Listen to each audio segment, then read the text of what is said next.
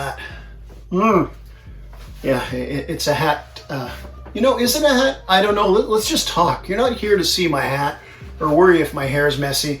It's another installment on the paintball video series, making them that. We're talking about on this one is, I'm calling this one Extra Essentials. It's things you really should get for your setup that you might not know before you buy everything. As a matter of fact, you might only realize it when you get to the field or after you get back to the field. The main thing, the big one is batteries. Your camera comes with 1 or 2 batteries.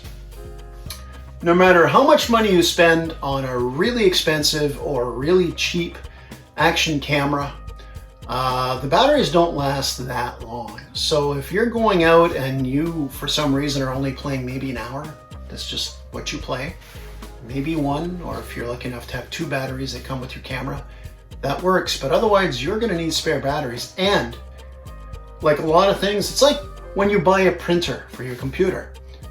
A lot of printers are very cheap. It's the ink that can cost you a lot. So take a look. How much do spare batteries cost? Because you do need spare batteries. And I got, as you see in the picture, lots of spare batteries because mostly, you know, I run 2 or 3 cameras a day, and each one records about 2-3 hours. So I need a lot of batteries, and D-Day as well. You may not need 13. Like as I currently record this, I have 13. I'll probably have more soon.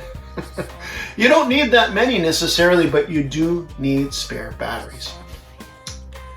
Battery charger. That's the next thing. A lot of cameras allow you to just, hey, plug your camera directly in, it'll charge your battery at the same time. That might work for you, but in my case, like I said, I got a lot of batteries. Some of the cameras you get come with chargers automatically. You can see in the picture of mine, it has a slot for 2. So I can charge 2 at a time. It seems to charge no longer than if you plug it directly in. I think it charges a little quicker.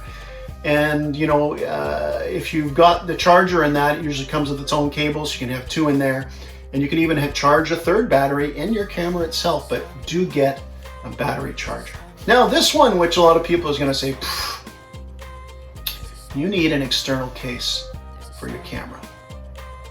Yes, well, my camera is waterproof, and it could take a shot if you don't have a case on it. You can scratch the lens. The paint gets in there. Get a case. They're not a hard case covering the whole thing, not just the shell, the skeleton thing. It extends the life of your camera. Even if your camera can take several beatings and the paint doesn't get in there, it'll scratch the lens. Eventually, it will scratch the lens. There's a lot of wear and tear on it. Get an external case. They're not that much. Honestly, you'll save yourself time and money. Time? Yeah, you won't be cleaning as much. If I really get a bad splatter on a case, I wipe it down, I can change it out. So I guess you can save time. I was just using that expression, but time and definitely money. I've seen expensive, good GoPro cameras. GoPros are great action cameras. I don't have one. It's a budget thing. I've talked about it before. They do take a pounding, but I've seen the lenses scratched so that it's non-usable anymore. Oh, it still works, but there's scratches you just can't get rid of. So get an external case. Get something to carry all your stuff in. You're gonna have your case, you're gonna have your batteries, you're gonna have your camera, you're gonna have other little things. Get something to hold so when you bring it to the field. Look, if you're recording videos, paintball videos, you're not a rental. You're not gonna go there and get the stuff from behind the counter. You're usually bringing all your own stuff. If you got your camera and everything and all the extras, I know some people load it in the case and put it on their helmet right away, but you've got extra stuff. Put it somewhere where it's not gonna get lost. It's all together. The most important reason why I keep it in a case, obviously I have a lot of stuff because I mentioned I have 3 cameras, but also, you know, some of your paintball things where you got the balls and you got the ball loader and the magazines, paintballs can go in there, crack and break. You don't want to leak all of your camera stuff. Get some sort of container from it. This probably should have been higher up on the list, but I just remembered it now because I'm going buy this memory here. You need memory. That's a segue. Memory card. You need memory cards. You should have more than one. That's just my opinion. If you're gonna look, if you got like 13 batteries like me and 3 cameras, that'll do. If I've got 16 or 32 gigs in my cameras, I record in 1080p, but that's a whole other discussion why I do a direct 4K. But don't worry about that for now. Memory card. You're just gonna need them. You're gonna eventually run out of space. Maybe one day. You know what? You don't always, but really it's a good idea to do, especially if you're recording like a big game like I do once a year. You need extra memory cards. Your memory card can just die as well. And very important with the memory cards, check your specific camera on the capacity. I'm not saying, because you don't want to go and say, oh, I've got 128 gigs or whatever it is. I'm going to put that memory card in my thing, so in my camera, so I don't have to worry about losing space. Some cameras, even expensive ones, if you use a card with a bigger memory, the quality isn't as good.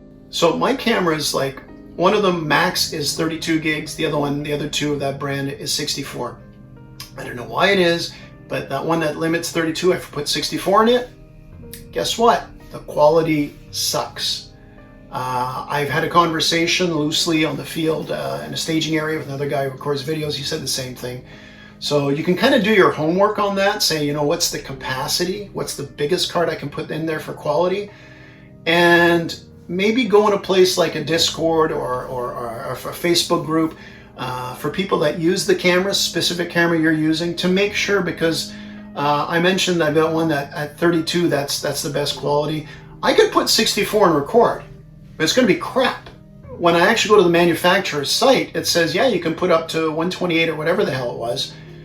But it's like, they should put somewhere that for the best quality, do not put more than 32 gigs. So it's good to have spare ones. And it's good to make sure your camera has, you know, just do your homework on making sure you've got the right size and the right card period on it. Something else you need. I've actually got a prop here. Okay, I've talked about the batteries, talked about the battery charger, talked about the case to keep everything in. I talked about memory cards. Microfiber. Now, if you're playing paintball, you probably already have a microfiber because you use it on your mask. I have a separate microfiber specifically for my camera to wipe the lens. Why is that, Andrew? By the way, I keep mask in the left pocket of my combat pants. In the right, I'll have this.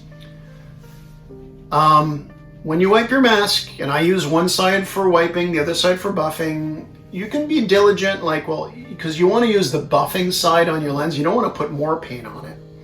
And if there's already like chips of paint and all that, it could scratch the plastic, or if you insist on not using a case, scratch the lens. I have my own separate microfiber specifically to wipe my camera, whether that's during a game or between games. I use my own one. I have a method with it. This is folded in my pocket. The nice C1D logo wipes all the crap off it. I pull it around, fold it up. I fold it, I invert it. And then I just buff it out in little circles to get it out. So microfiber with that. You might get a little microfiber. Actually, you might not. You do get little microfibers, maybe 2 by 3 inches or around that, to wipe the lens and such. Too easy to lose once. And if you're playing in a big game, big game isn't fair because you don't play that every weekend. If you play 3 or 4 hours every weekend, you're going to get hit 2 or 3 times, or at least get splattered enough you got to wipe it. If you use that tiny little one, it gets dirty real quick. So that's why I got this one.